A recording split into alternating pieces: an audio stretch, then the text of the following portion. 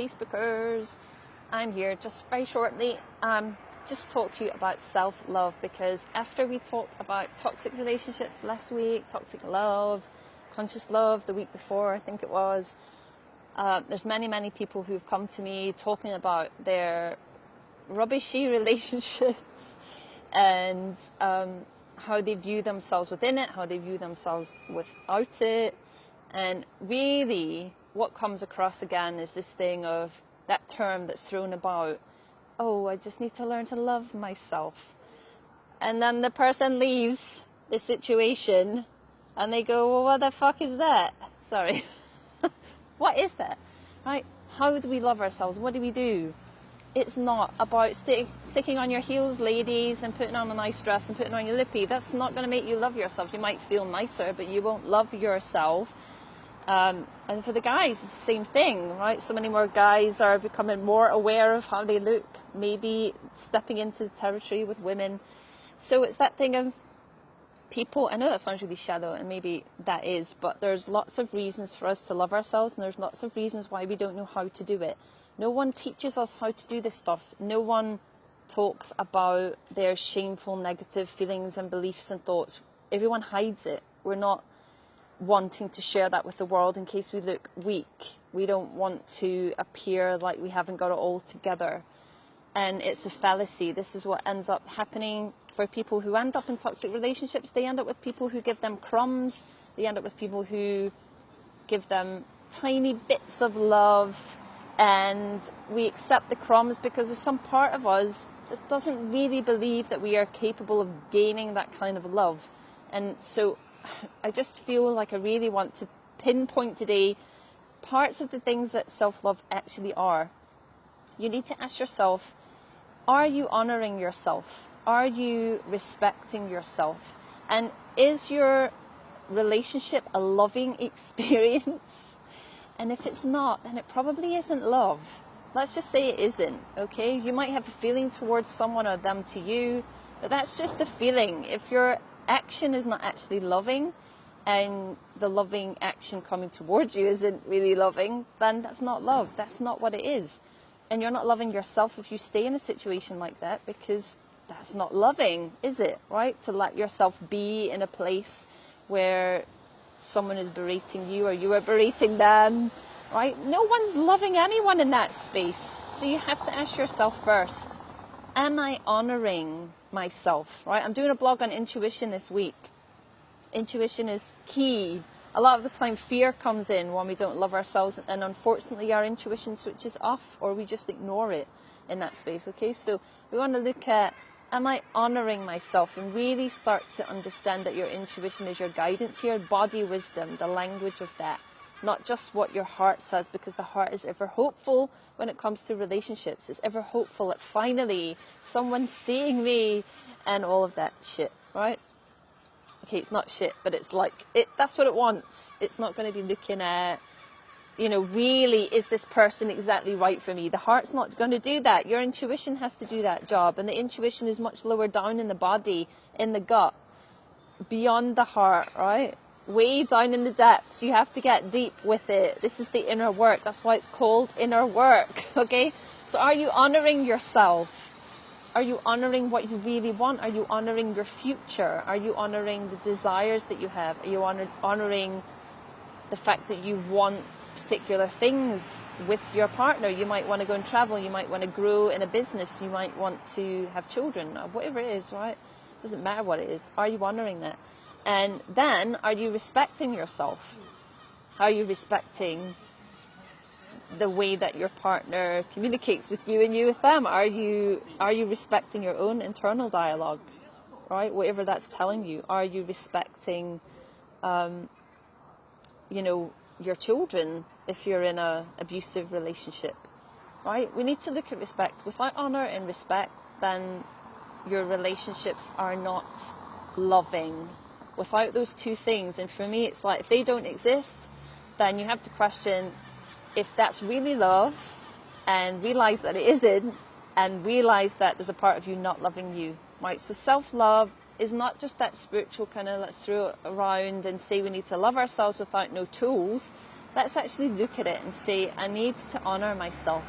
I need to clear the fear within me. I need to reconnect with my inner child. I need to understand what the fears are saying.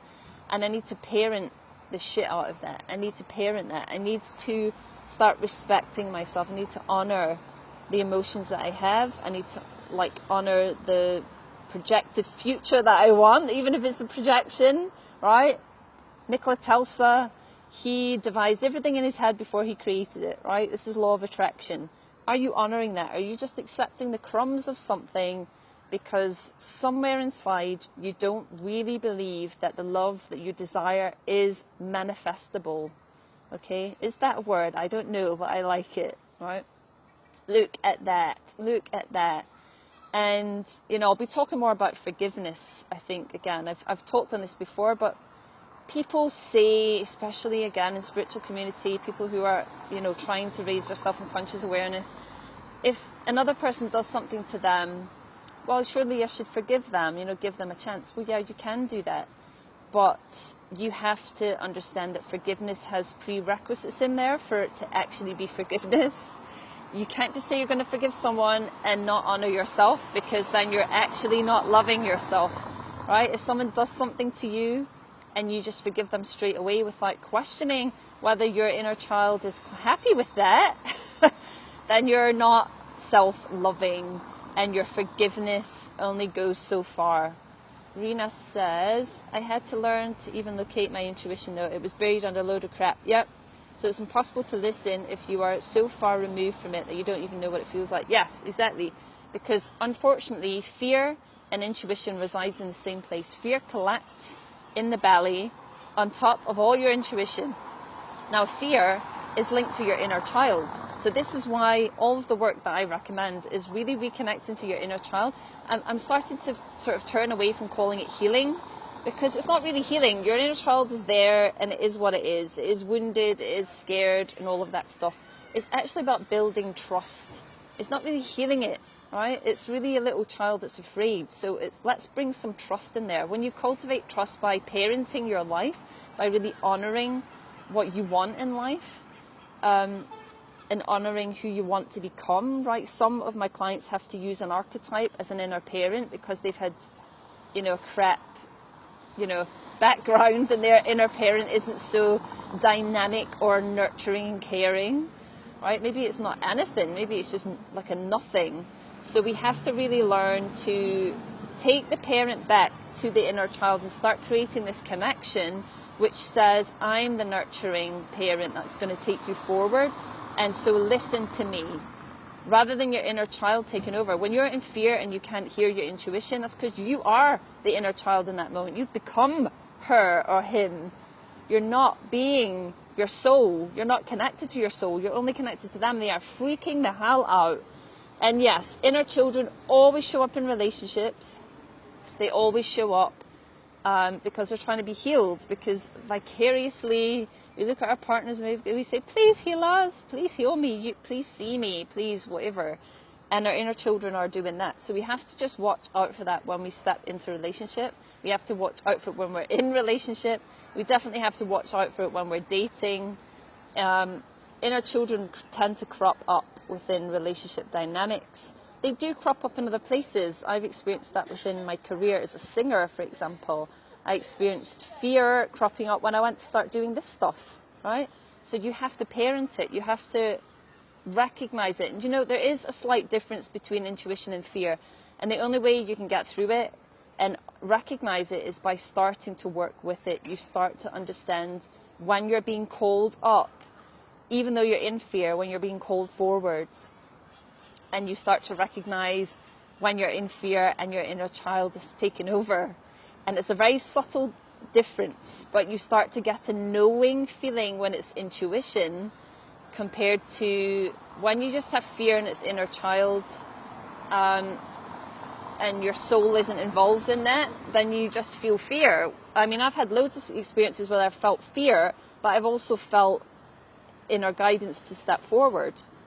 I will try and figure out if I can explain that in my writing, in my blog, because it's kind of a difficult one. But it's almost like When intuition is trying to tell you something from a much deeper place, it's, I would say, almost stronger, like in the pit of your stomach. Like for me, it comes through with words now, which it never used to. But in the past, I'm trying to think, if there's something that's just a fear, it's like it takes over my body.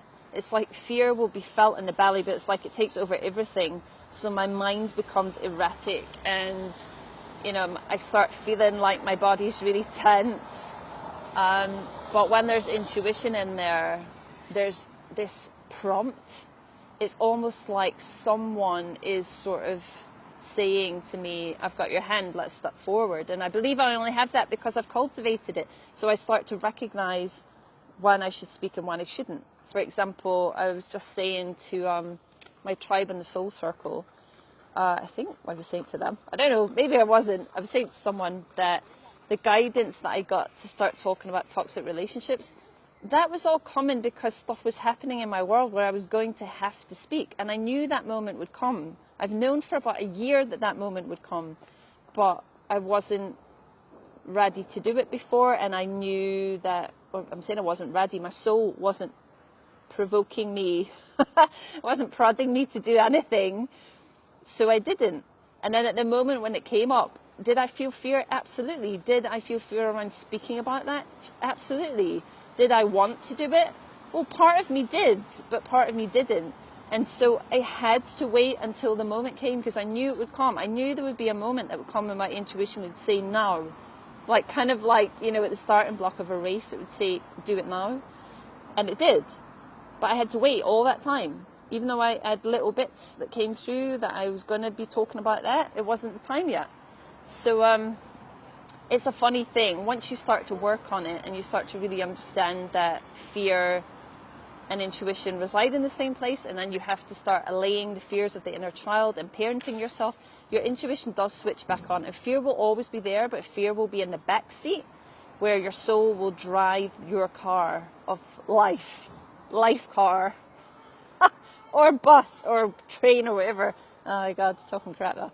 Anyway, so I just wanted to share that with you, and I need to go and collect Ella from a little music class she's doing. So I'm going to love you and leave you. It was just a short one. Thank you all for joining, and I'll be talking more about this, so stay tuned. All right? If you're not following me, please do. All right, ta-ra, folks.